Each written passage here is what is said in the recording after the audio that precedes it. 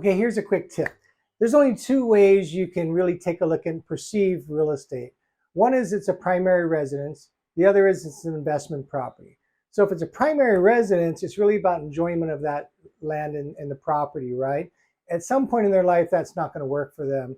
And at some point, you're going to need to help them transition from their house to another place. And so that's called Senior Relocation Services. The second side is the investment property.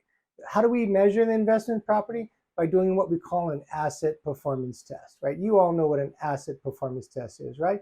No, you don't, because I just made that up. Asset performance test is a simple test. It's a cap rate analysis and a cash on cash analysis. This measures the performance of its asset. So if you're looking to learn more about these two things, come to our class. It's called Securing Listings with the Wealthy. Aloha.